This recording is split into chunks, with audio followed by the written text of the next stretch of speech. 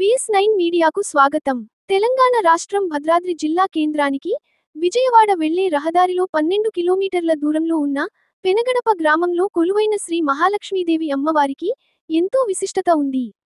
సుమారు 600 సంవత్సరాల క్రితం సర్వారీకుడు అనే ఋషి పుంగవుడు పవిత్ర గోదావరి తీరంలో తపమాచరించి కృష్ణ తీరానికి వెళుతూ మార్గమధ్యంలో ఉన్న ఈ పెనగడప గ్రామం వద్ద సంధ్యావందనాది నిత్య కృత్యాలు నెరవేర్చుకొనుటకు ఆగి ఇక్కడ ఉన్న వెంకటేశ్వర తీర్థం అని పిలువబడే ఎర్ర చెరువు వద్ద స్నానం ఆచరించి ఇక్కడి జలంలో ఔషధ శక్తి గుణాలు నిండి ఉండదని తలచి ఇక్కడ కొంతకాలం గడిపి తాను మహాలక్ష్మి దేవత అనుగ్రహం పొందుటకు ఏతపం ఆచరిస్తున్నాడు.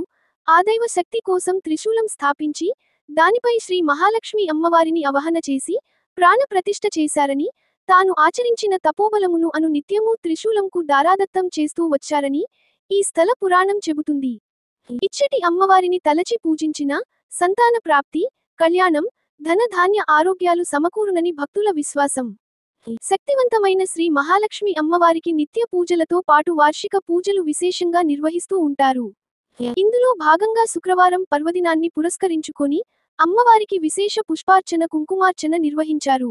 ప్రతి శుక్రవారం జరిగే ప్రత్యేక కుంకుమార్చనలలో మహిళా భక్తులు పాల్గొని అమ్మవారి కృపకు పాత్రులవుతూ ఉంటారు.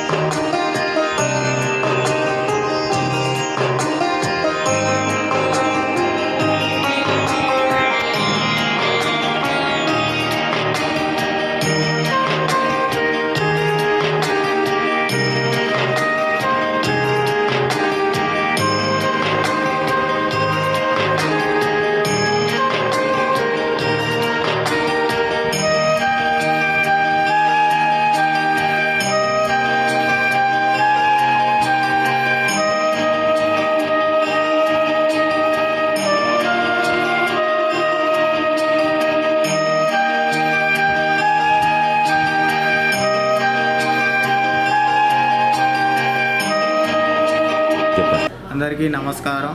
నా పేరు మంత్రవాది అనంతనాగ శర్మ. పెనగడప శ్రీ మహాలక్ష్మి దేవాలయంలో అర్చకుని. ఇది దేవాలయం కొత్తగూడెం జిల్లాకి 12 కిలోమీటర్ల దూరంలో ఉన్నది. ఈ దేవాలయానికి 600 సంవత్సరాల చరిత్ర కలిగిన దేవాలయం. ఇది ఒక ఋషి తపస్సు ప్రతిష్ఠించబడిన దేవాలయం. త్రిశూల రూపంలో ప్రతిష్ఠించిన దేవాలయం. ఇది మాఘశుద్ధ ఏకాదశమి నాడు ఆ త్రిశూలంని తీసి ఈ దేవాలయాన్ని నిర్మించుకోవడం జరిగింది. ఈ దేవాలయంలో ప్రతి సంవత్సరం వార్షికోత్సవం లాగా చేసుకొని ఇక్కడ జాతరలాగా జరగబడుతుంది. అలాగే ఈ దేవాలయంలో ప్రతి శుక్రవారం రావుకాల పూజ, దీపలక్ష్మి పూజ అంటారు దీన్ని. ఈ దీపలక్ష్మి పూజ కార్యక్రమం జరపబడుతుంది. దానివల్ల పిల్లల చదువులు, పెద్దల ఆడపిల్లల కళ్యాణాలు కాని వారికి, పిల్లలు పుట్టని వారికి ఎంతో అమ్మవారు కరుణ చూపించి వారికి నిదర్శనం చూపించింది. ఈ దేవాలయం చాలా పవర్ఫుల్ అయిన దేవాలయం.